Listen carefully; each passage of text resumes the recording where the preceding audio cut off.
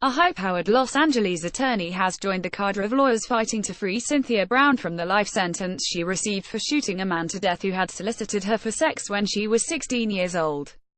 Brown has been behind bars for nearly a decade in the 2004 murder of 43-year-old Johnny Michael Allen, who solicited Brown for sex from a pimp named Cutthroat, who himself had repeatedly raped the teenage girl.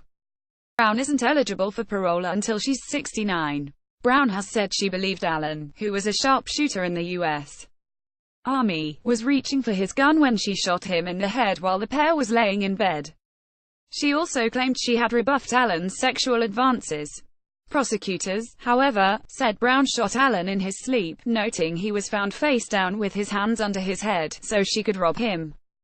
Brown stole Allen's weapons and his money, and her juvenile criminal history and drug use were cited during the trial. Recently, however, celebrities such as Rihanna and Kim Kardashian have posted on Instagram and Twitter about Brown's case, pleading for what they see as justice, while petitions to set Brown free or retry her have received more than 225,000 signatures. Rihanna wrote in a post, "Something is horribly wrong when the system enables these rapists and the victim is thrown away," while Kardashian enlisted the help of Sean Hawley, who served on O.J. Simpson's defense team and has worked with high-profile clients such as Paris Hilton, Lindsay Lohan and Nicole Richie. Additionally, during her 2006 trial, Brown's defense team brought up other mitigating factors that supporters are now shining a renewed light on, such as the money Cutthroat made by forcing Brown into prostitution and that Brown suffered from fetal alcohol spectrum disorder due to her mother's heavy drinking during pregnancy. Still, the celebrity and activist posts using the hashtag. Tennessee's Board of Parole Executive Clemency Unit is responsible for processing commutation, pardon, and exoneration applications. The process begins with determining if a hearing is warranted and then making a recommendation to the governor.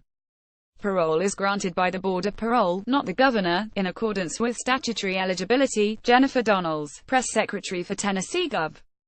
Bill Haslam, told Fox News via email.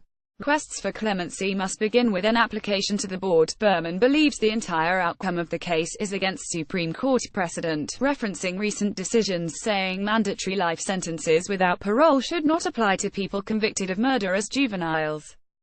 According to the Sentencing Project, a non-profit that advocates against mass incarceration, approximately 2,100 individuals who were sentenced as juveniles could be released in the wake of the Supreme Court's recent rulings. 20 states and the District of Columbia have banned life sentences without the possibility of parole for juveniles. 3 states, Pennsylvania, Michigan and Louisiana, account for about 2/3 of the juveniles currently serving life sentences without the chance of parole.